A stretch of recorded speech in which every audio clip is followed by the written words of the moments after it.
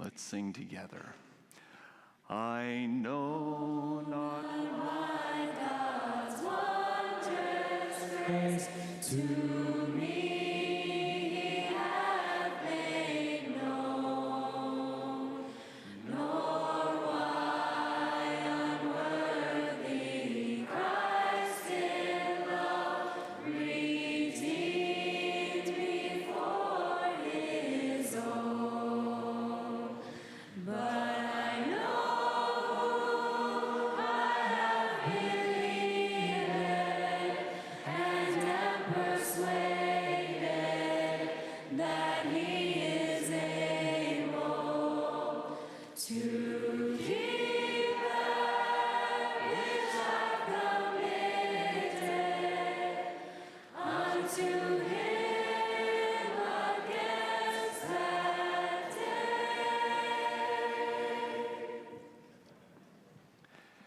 be seated. Go ahead and grab that pew Bible or your device and turn to Luke chapter 7, where we'll be looking at today. Luke chapter 7. If you want to find the text, I'll start with the KHV, the Karl Hafner version. Two drivers got busted for speeding. Driver A was doing 85 miles an hour in a school zone that was under construction, with a blood alcohol level twice the legal limit. He was handcuffed and issued a fine of $5,000. Driver B was cruising along the traffic on the interstate when she got pulled over doing 72 and a 55. The officer slapped her with a $500 fine. Both drivers showed up in court. Driver A cried, "I have made a terrible mistake. You should lock me up and recycle the key, but I am begging you, please, Your Honor, have mercy on me, for I could never pay this ticket." "Very well," said the judge, "I will drop all charges against you." Next, driver B approached the bench. "Your Honor," she said, "I broke the law and I deserve this fine. But I'm a single mom and I lost my job, and right now I'm in hock to my babysitter. I can't pay this." "Very well," said the judge, "I will drop all charges against you." Here's a question for you. Which driver do you suppose loved the judge more after that? Now keep that question in mind as we back up now and explore the context for what prompted Jesus to tell the parable in the first place. So we begin, verse 36. "Now one of the Pharisees invited Jesus to have dinner with him. So he went to the Pharisee's house and reclined at the table. When a woman who had lived a sinful life in that town learned that Jesus was eating at the Pharisee's house, she brought an alabaster jar of perfume, and as she stood behind him at his feet weeping, she began to wet his feet with her tears, and then she wiped them with her hair, kissed them, and poured perfume on them." Now the story is just teeming with awkward moments that people in the first century would have found very offensive, beginning right when Jesus comes. There is not a proper greeting. When a rabbi like Jesus would come to your home, you would just expect the host to be there to greet him with a kiss. Now, if they were on equal social status, he would have kissed Jesus on the cheek. But in this case, Jesus is a respected rabbi, so as an act of deference, Simon should have kissed him on his hand, but he doesn't do that. Moreover, according to the law, they were required to wash their feet before any meal. So you would expect the host to be there to wash his feet for him. At the very least, you would at least expect Simon to have a servant there to wash the feet of Jesus. But there is nobody there. At the very least, this would have been considered quite rude, but at least he should have had a basin of water there so Jesus could wash his own feet. He doesn't do that. There's no olive oil to dab on his head, nothing. Then this woman arrives. Never in a million years would this woman ever had received an invitation to a social gathering like this. But Jesus has so radically transformed her life, she can't stay away. She doesn't care if she's being politically incorrect. She just shows up and she starts weeping. Tears of sorrow for all of her sordid past and all of her mistakes. Tears of joy because this man has so transformed her life. She can't help it. And she takes this flask hanging around her neck that women of her profession would use, usually just one drop at a time. But now she doesn't need the perfume anymore. She just breaks the flask open and pours it at the feet of Jesus and rubs his feet with her hair, mingling the perfume and the tears together. She's just undone in gratitude toward Jesus. And when the Pharisee who had invited him to his house, he said to himself, if this man were a prophet, he would have known who is touching him and what kind of a woman she is, that she is a sinner. He's so judgmental, isn't he, this Pharisee? Quick to condemn the woman. She is a sinner. He's not content to just leave judgment to God, but rather he wants to condemn her. I got a picture of this just the other day. I was at a drive-thru at Taco Bell. I ordered 2 tacos, beef instead of beans, in case anybody's judging me. Then I changed my mind and said to the guy through the speaker, hey, could I get a burrito instead? He said, not a problem. Then he accidentally left on his transmitter so that I could hear the ensuing conversation that he had with the girl fixing the burritos. He said to her, oh, the guy just changed his mind. And I heard her say, what an idiot. That's kind of how I responded.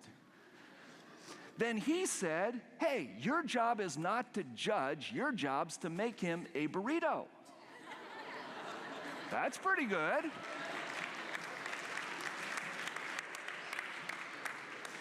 It just gets better.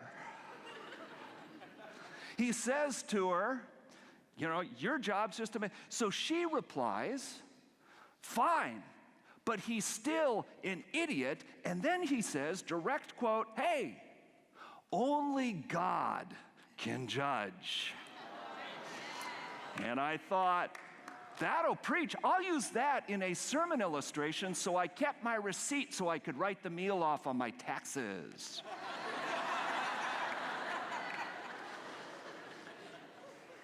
Imagine if our churches could really embrace that attitude toward all people, that only God can judge. Now, we've got our own junk. The sin of Simon, oh, it's so insidious. We're quick to bark against the sin of Mary, because that's external. Everybody sees that, and she's a sinner. But imagine if our churches were to provide a safe place of love and acceptance and forgiveness. One church attempts to do that down in Florida. They put this welcome in their bulletin.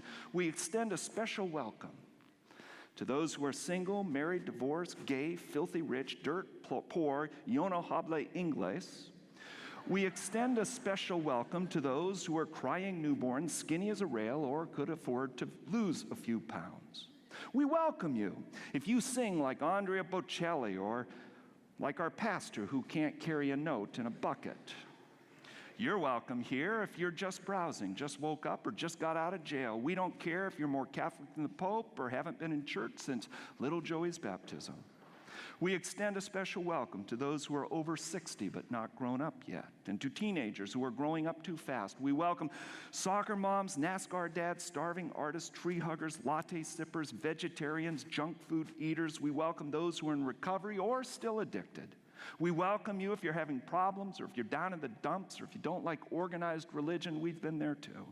If you blew all your money at the dog track, you're welcome here. We offer a special welcome to those who think the earth is flat, work too hard, don't work, can't spell, or because grandma's in town and she wanted to go to church.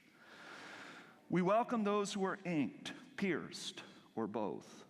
We offer a special welcome to those who could use a special prayer right now, had religion shoved down your throat as a kid, or got lost in traffic and just wound up here by mistake. We welcome tourists, seekers, doubters, bleeding hearts, and you. Isn't that great? Imagine if our church could throw down a welcome mat like that. I think people would be trampling all over each other to experience that kind of love and acceptance and forgiveness. So Jesus answers Simon, as he typically did, with a story to help begin to break this mask that Simon wears. Try to penetrate to his heart. Simon, he says, I have something to tell you. 2 men owed money to a certain money lender. One owed him 500 denarii and the other 50. Neither of them had the money to pay him back. So he canceled the debts of both. Now, which one of them will love him more?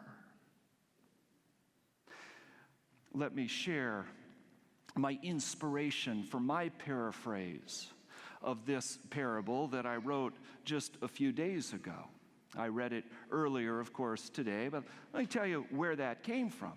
The other day, we were driving home from Mount Vernon, Ohio, and a police officer pulled me over and explained that I was doing 12 miles over the speed limit.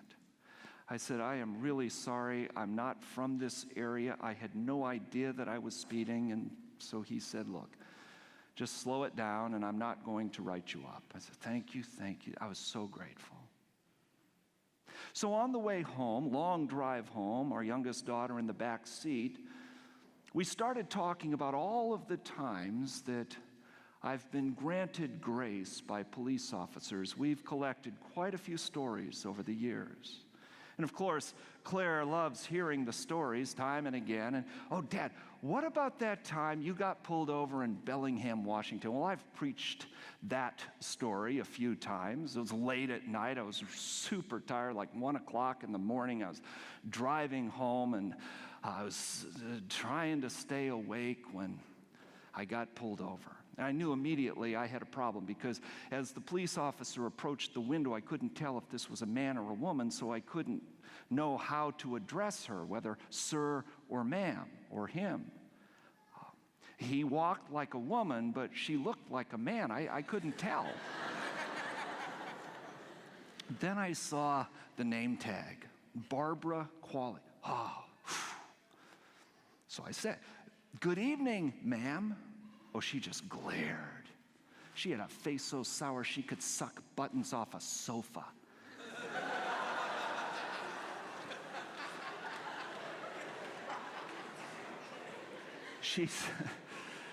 She said, I've been waiting for you all night. And I said, I've been hurrying to get here. She said, you were doing 85 and a 55. I could handcuff you for reckless driving. Moreover, you were swerving all over the road. Were you drinking? And I said, no. You're looking at me like, does he drink? No. I'm an Adventist pastor. I don't drink. You know the answer to that question. I told her, no, I'm a pastor. I don't drink. In fact, I kind of do the same work you do. We try to keep bad people off the streets. And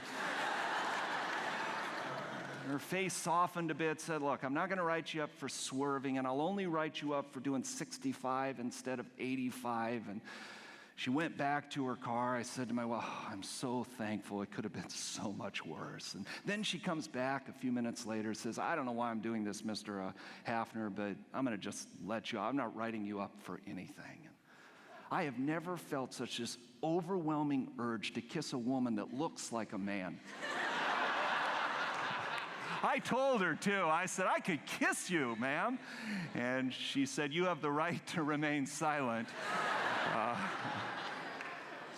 So as we're driving home from Mount Vernon, we remembered Bellingham and laughed about that story. And then my wife said, what about that time in Spokane?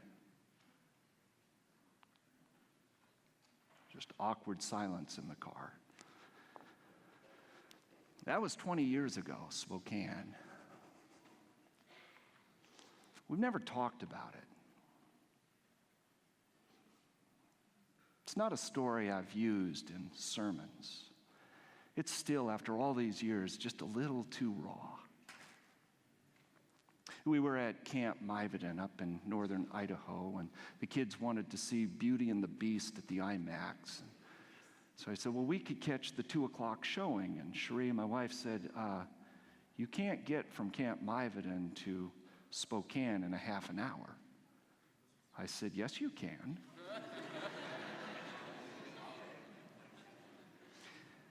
And technically I was right, because we would have gotten there. We pulled in close right at 2:30, except there was a police officer on a motorcycle behind me, and he walked up. So I rolled down the window, and I'm telling you, I just sat there just shaking.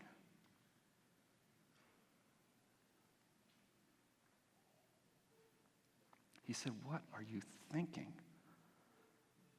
Are you mad? I won't tell you how fast I was doing, but it was in the triple digits. And the officer said, and you realize that was all through a construction zone. He said, I couldn't even catch you. What are you thinking?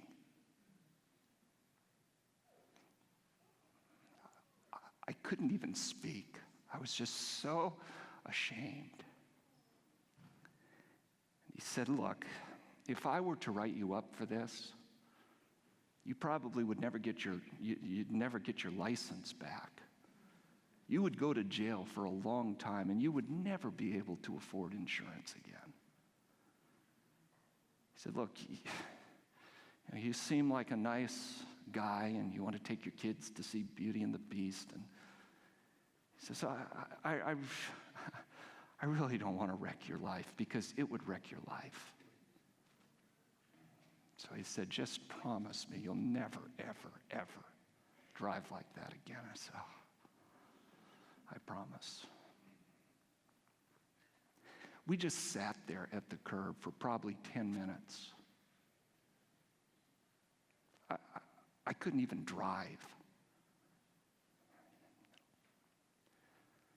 And I thought, if you ever really want to boil my blood, just bring up the topic of drunk driving. I've been hit 3 times by drunk drivers. And I can really go on a rampage, but then it strikes me that what I was doing was worse.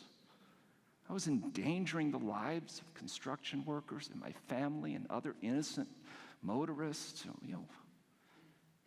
I see their sins with blinding clarity, but I'm so clearly blind to my inclination to do the same exact thing. So which police officer do you think I loved the most? Simon replied, I suppose the one who had the bigger debt canceled. You've judged correctly, Jesus said. Then he turned toward the woman and said to Simon, do you see this woman? I come into your house. You did not even give me any water for my feet, but she wet my feet with her tears and wiped them with her hair. You did not give me a kiss, but this woman, from the time I entered, has not stopped kissing my feet. You did not put oil on my head, but she poured perfume on my feet. Therefore, I tell you, her many sins have been forgiven, for she has loved much. But he who has been forgiven little loves little. And Jesus said to her, your sins are forgiven. Now understand, Jesus is not saying, Simon, you're really a righteous man. Hey, you've hardly sinned at all.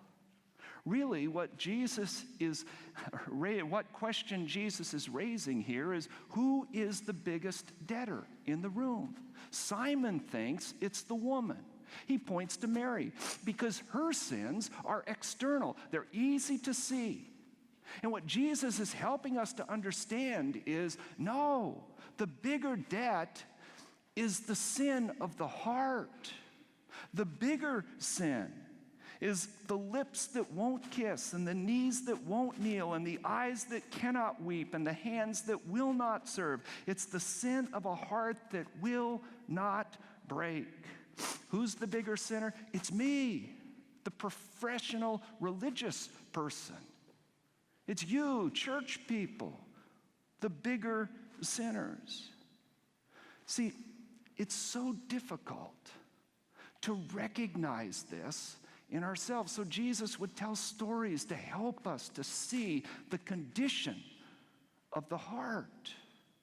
Over the years, 27 years now as a pastor, I've seen a steady stream of people parade through my office confessing all manner of sin. You name it, I've probably heard it.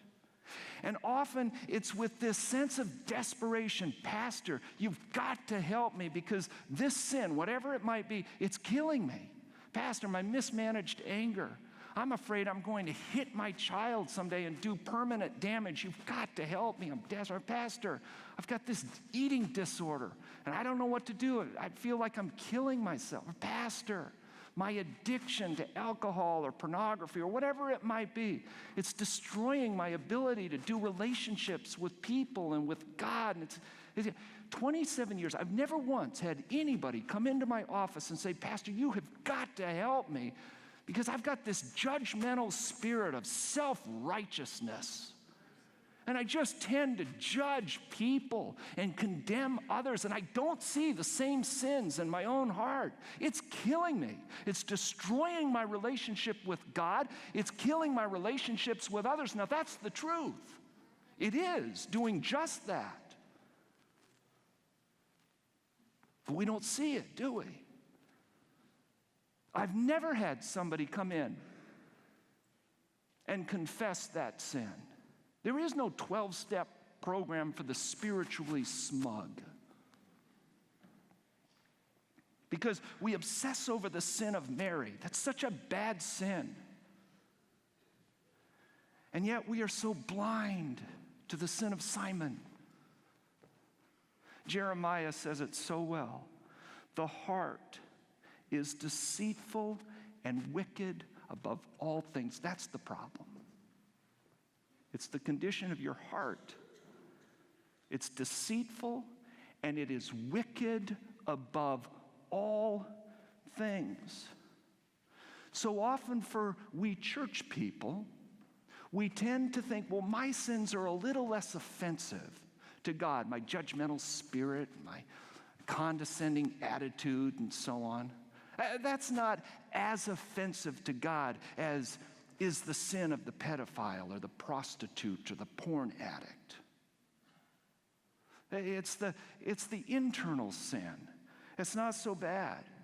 And I think, well, I'm okay. Like Jesus got a refund when he paid it all for me at Calvary because my sins aren't as bad as the molesters and the murderers and the really bad people. Friend, you can be doctrinally pure and impeccably orthodox, right down to your decaffeinated, non-alcoholic, smoke-free, homeschool, vegan little soul, but you're still a sinner in need of God's grace. Jerry Bridges puts it this way: your worst days are never so bad that you are beyond the reach of God's grace. And your best days are never so good that you are beyond the need of God's grace. Can I give that to you one more time in the nomenclature of this study? Your merry days are never so bad that you are beyond the reach of God's grace. And your Simon days are never so good that you are beyond the need of God's grace. Here's the great news that flows out of this story. God not only longs to save the lesser sinners, the prostitutes, the pedophiles, the porn addicts,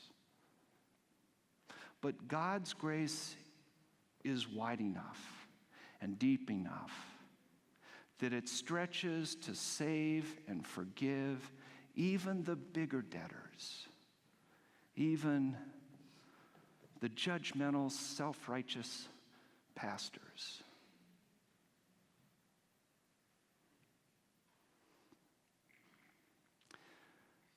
So now I invite you to respond to this love. Whether you're a Simon or a Mary, it doesn't matter. You desperately need God's grace. And Jesus so desperately wants to be in relationship with you. We started this week of prayer journey together by quoting memories that people had 40 years later from a week of prayer that they did in the Pioneer Memorial Church back in 1975.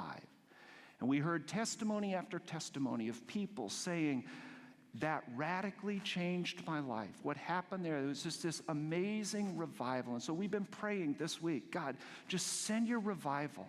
But what happened back 40 years ago, I believe it can happen again, but it wasn't because of a speaker or the sermons presented. It was because of the Spirit of the living God encountering the human heart, inviting each of us, each person in this church, into a personal, daily, intimate fellowship with Jesus. Now, you may remember, I quoted Maury Venden at the very outset to say, we've looked at the effect of weeks of prayer, and it's abysmal. That most people, in fact, say that weeks of prayer ultimately had a negative impact on their spiritual journey. And as he looked at this, it's because often we conclude weeks of prayer by saying, okay, I'm going to be good. I'm going to change my behavior. I'm not going to do that bad sin anymore. And then the next week, when we fall and we fail, we say, well, that must not have been real. To which Maury Venden said, I don't want a week of prayer like that. He said, I hope this week that we can have the tools clearly at hand so that we can have a week of prayer next week and the week after until Jesus comes. That's how he started the week of prayer. Here's how he finished the week of prayer. I'm not interested in some kind of a big pitch here this morning. All the things you're never going to do again and so on. No. The only kind of decision that is worth anything is deciding that you are going to join Mary at the feet of Jesus today, tomorrow, and the next week, and the next week, until Jesus comes. It's simply wonderful, and it's wonderfully simple. It's the gospel. I'm asking you for that kind of a decision, he says, so that you can have a week of prayer next week. Now, they say if you do something for 40 days in a row, it will become a habit. Well, my kids will tell you I've always been an extremist. If one ice cream cone is good, then 20 ice cream cones are better, right? So I'm not asking you for 40 days of quiet time with Jesus. No. Like the last week of prayer that still lingers on 40 years later, I'm going to ask you to make a 40-year commitment. It's really simple. It's just that I am going to spend time with Jesus every morning. If you will do that, there is no question in my mind. God will meet you in that place, and you will experience a revival of his Spirit in your life. You will. But the focus must always be there. Devotional, daily time with Jesus. This is faith. It's not behaving for God. It's not even believing in God. It is simply being with God. So you should have received this card. Either on your pew, you can pass them down at this time, or they might be in the pew in front of you, depending on who passed them out in your pew. And I'm going to ask you to take this card. There are some here who are making a decision for the very first time. You've never committed your life to Jesus, and this is a very spiritually significant milestone for you. I want you to check that first box to say, from this day forward, I am going to be a committed follower of Jesus Christ. Just check that box. A couple of you have responded this week to say, my favorite story that you told all week was the one about Crystal, the girl who was sitting at the baptistry and just wanted to watch all of her sins go down the drain. And I think part of the reason that story resonates so much with all of us is because we at some level understand the darkness of our own hearts. And that sense of, for the first time in my life, she says, I feel clean. And some of you long to just feel clean and forgiven before God. And so for you, please check that second box. I want to experience that being clean. I want to be baptized, or maybe it's a rebaptism for you. There's other things you can check there. And then under other, if you want to respond to the 40-year challenge, you can check that and put 40 years. Or you can simply give me your email address. And like Maury said, I just want to give people tools so that they can be encouraged in the next week, to have a week of prayer next week. So, over the next 40 years, now I don't know how consistent I'll be, but what I want to do is gather all of these emails. If you'll just put your email down, that will be an indication that I am committing to just having quiet time with Jesus every morning for the next 40 years, okay? You put your email there, and then I will periodically send you notes of encouragement, maybe some tips on how to freshen up your devotional life, maybe some quotes that will encourage you in this daily devotional journey with Jesus. So just join part of this revolution that says we are committed to this one thing, getting to know Jesus as a personal friend. So I hope you've had time now to fill this out. I'm going to invite you to do something kind of radical, but not really. Just bring that card right up here to the front. We want these cards, and we'll follow up right away. So please, after you fill it out, just make your way forward, and we're going to just cover this stage, I hope, with cards from people that say, I am committed, sold out in a relationship with Jesus Christ.